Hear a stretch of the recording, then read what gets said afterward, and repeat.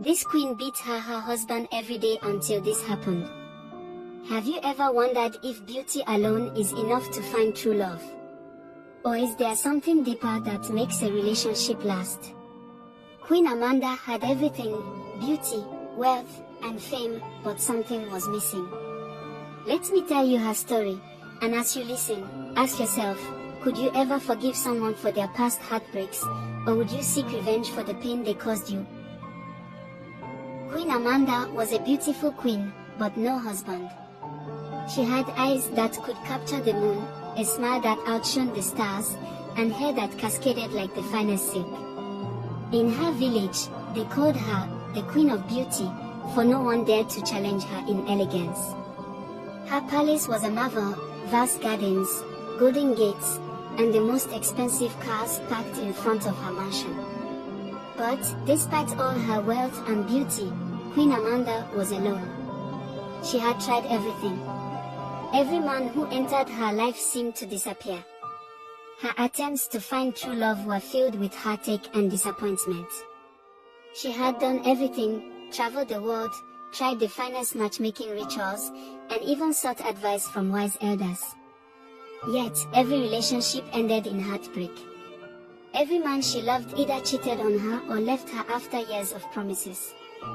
And then there were the pregnancies, countless pregnancies, each one ending in an abortion after the men she had trusted abandoned her. She never had a family of her own, and her heart grew heavy with the bitterness of betrayal. For years, Queen Amanda built walls around her heart. No one could get close. Not even the handsomest or richest men in the village could penetrate the fortress she had constructed within herself. But no matter how much she hid her pain, it always showed in the way she carried herself, in the coldness of her smile, and the emptiness in her eyes. Then one day, after yet another failed attempt to find a man who would accept her for who she was, something extraordinary happened. She met Adewale. Adewale wasn't like the men who had come before him. He was different. He was kind-hearted, respectful, and, most importantly, he loved Queen Amanda like no one ever had. He wasn't the handsomest man in the kingdom, but there was something undeniably charming about him. What he lacked in height, he made up for in warmth and affection. He loved Queen Amanda with a pure heart, without any hidden agenda. He adored her for the person she was, not the beauty that others saw. Queen Amanda was surprised by his sincerity. She had never met a man like him. But deep down, there was something within her that refused to trust him. Could he be different?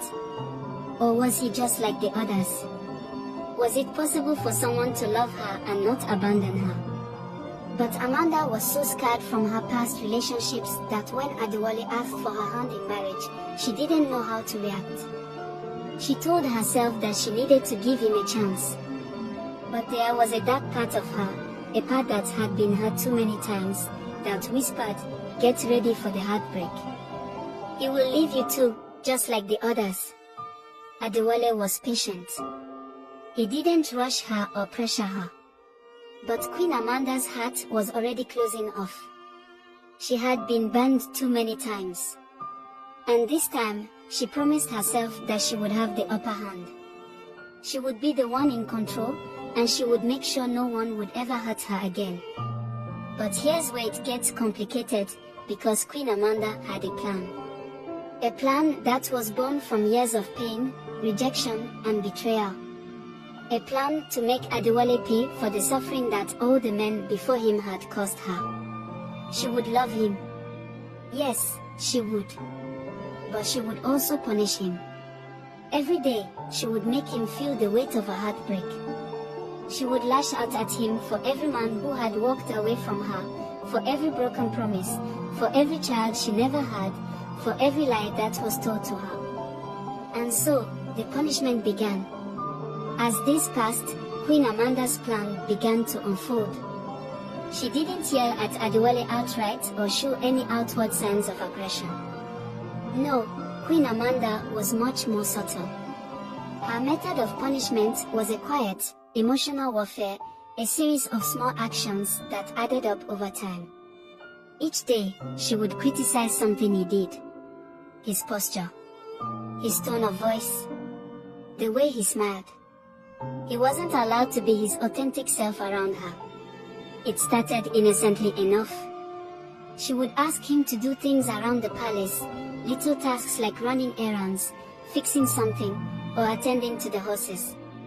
But she never thanked him. In fact, she rarely even acknowledged his effort. "Adewale, I told you to fix that table. It's still crooked," she would say, pointing out his flaws. And if he ever dared to question her, she would respond with cold indifference, "Do you think I don't know how to do it better?" She had the ability to make him feel small without uttering a single hurtful word. It was her subtlety, her calculated restraint, that caused the most damage. Adewale, to his credit, didn't leave. He understood the pain she was hiding beneath that icy exterior, and he kept telling himself that if he just loved her enough, if he just gave her all the care and kindness he had within him, he could break through the walls she had built around herself.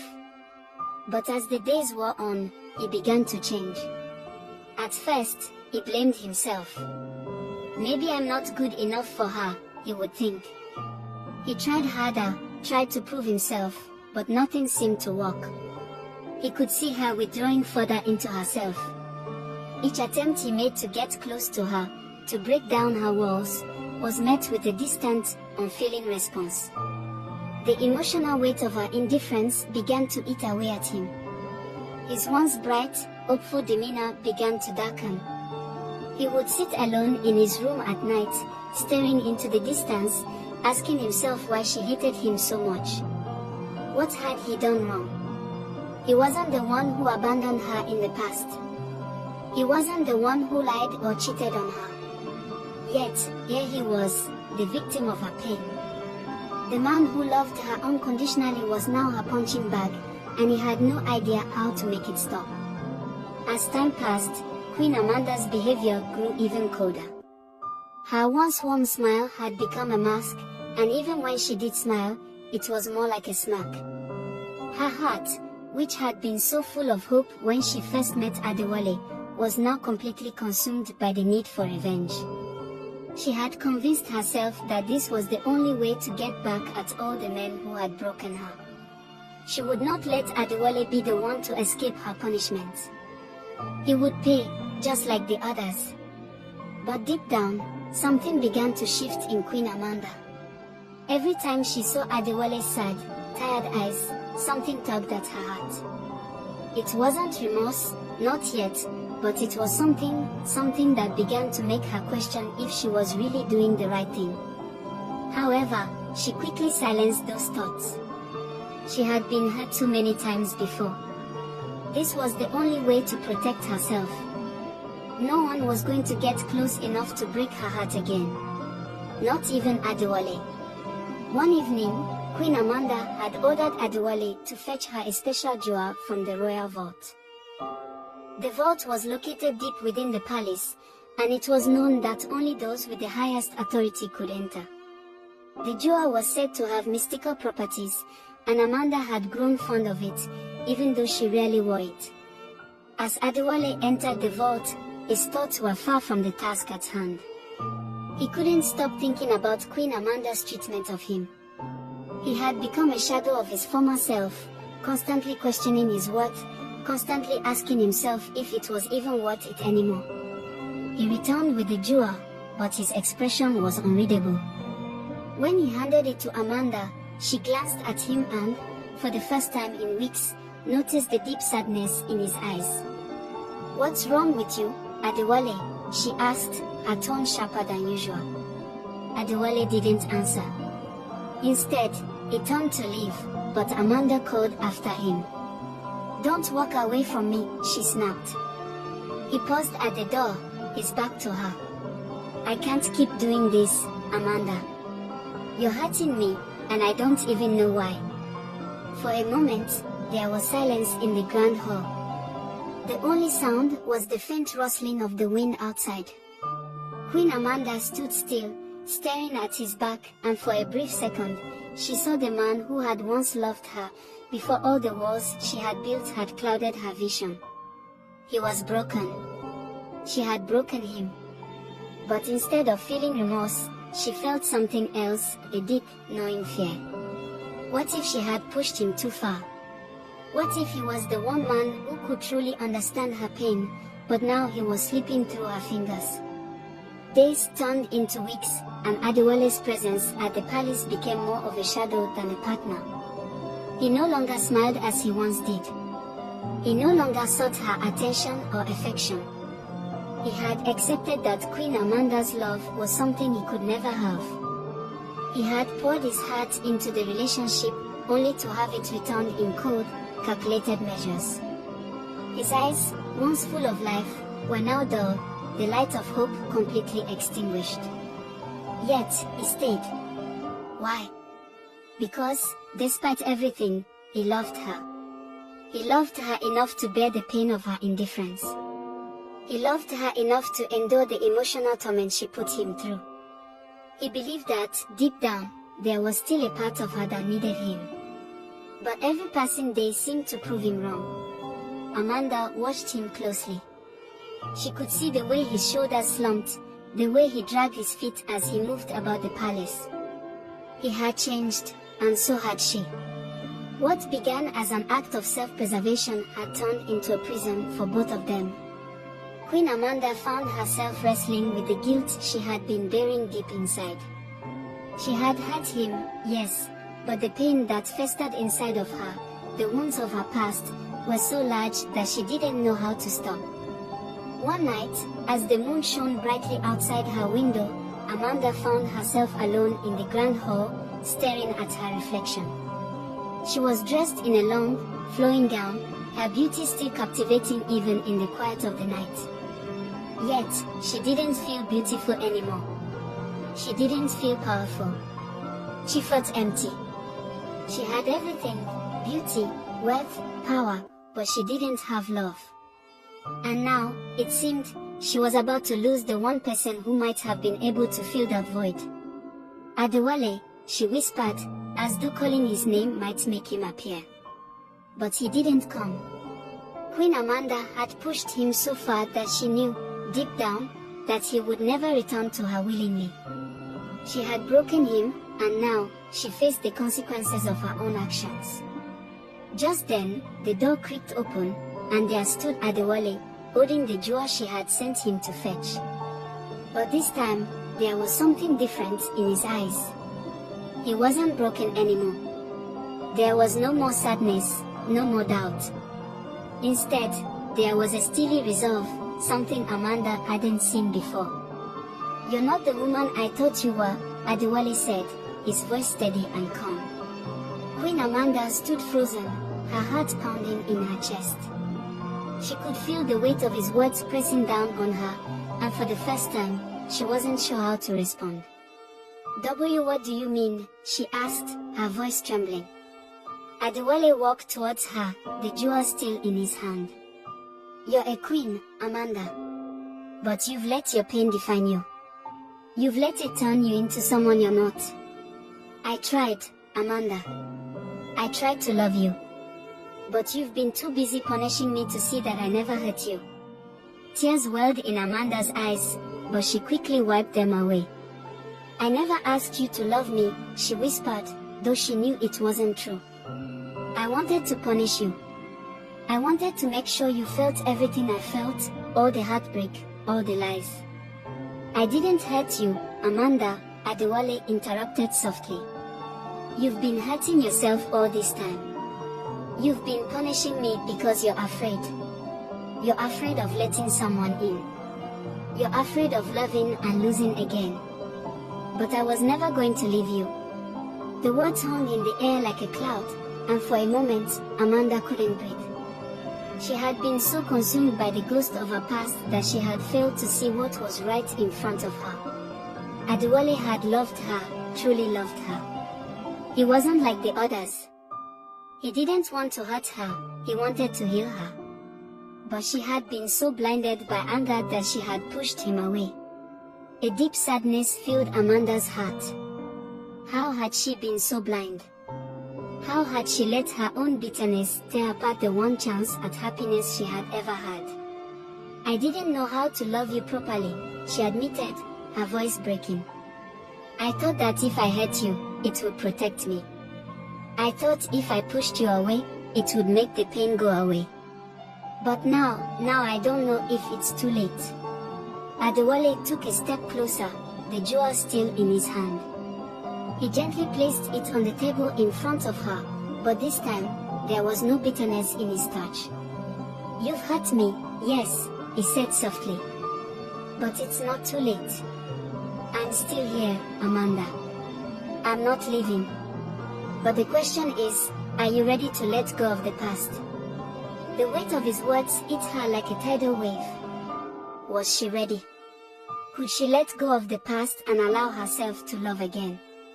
Was she capable of forgiving herself for the pain she had caused him, and for the pain she had inflicted on herself? She didn't have an answer. A few moments passed in silence as Amanda stared at Adewale, searching his face for any hint of anger or resentment. But all she saw was love that she had neglected for so long. It was the kind of love that wasn't conditional, that didn't fade with time. It was pure, raw, and forgiving. And Amanda knew in that moment that if she didn't find a way to heal, she would lose it forever. I'm sorry, Adewale, she whispered. I never meant to hurt you. I never meant to push you away. Please, stay. Adewale's expression softened, and he stepped forward, wrapping his arms around her. I'm not going anywhere, Amanda. But you have to heal. You have to learn to love yourself again before you can love anyone else. In that moment, Amanda realized that the pain she had tried to bury so deep in her heart had only controlled her life. And now, it was time to let go. For herself. For Adewale. For the love they could still have if she was willing to open her heart once again. The days after that conversation were filled with silence, but it was a different kind of silence. It wasn't the cold, distant silence that had defined their relationship for so long. This silence was filled with unspoken words, and understanding that there was work to be done. Amanda was no longer hiding behind her walls. She knew that she needed to change if she had any hope of building a future with Adewale. But change was never easy. Amanda spent her days reflecting on the pain she had caused. She spent hours in her chambers, staring out at the palace grounds, wondering where it all went wrong. Her beauty and wealth had never brought her the happiness she had craved. They had only driven her deeper into loneliness. All those years of trying to fill the emptiness with extravagant possessions had only left her more broken. In a kingdom full of admirers, she had never felt so isolated. One evening, as the sun set in brilliant shades of orange and purple, Amanda sought out Adewale. She found him in the garden, tending to the flowers with a gentle touch. The garden had always been his sanctuary, a place where he could escape the tension of the palace and find peace. Adewale didn't notice her approach. His back was turned as he knelt by the flower beds, his hands expertly pulling weeds from the soil. Amanda stood there for a moment, watching him. His dedication, his quiet strength, he had always been so patient with her, even when she didn't deserve it. Adewale, she called softly. He turned at the sound of her voice. For a brief moment, their eyes met, but the vulnerability in his gaze was something Amanda hadn't seen before. It wasn't anger or resentment, it was guarded hope, as if he was waiting for her to prove that she had changed. Amanda, he said, his voice cautious, but warm. She took a deep breath and walked towards him, the weight of her apology heavy on her heart. I've been thinking a lot. About everything. About what I've done. And I know I can't undo the past, but I want to try to make things right. I want to be the person you deserve. Adewale didn't say anything at first. He simply stood there, looking at her as if weighing her words carefully. Amanda's heart raced in her chest. She wasn't sure if she was ready for what came next, but she had to say it. I've hurt you, Adewale. I know that. I pushed you away when all you ever wanted to do was love me. And I'm so sorry for that. But please, don't give up on me. I need you. Her voice trembled as the words left her lips. Adewale's eyes softened. He stepped closer, but before he could speak, Amanda added, I can't change overnight. I know that. But I want to learn. I want to be better, for you, and for me. Adewale reached out and gently cupped her face in his hands. Amanda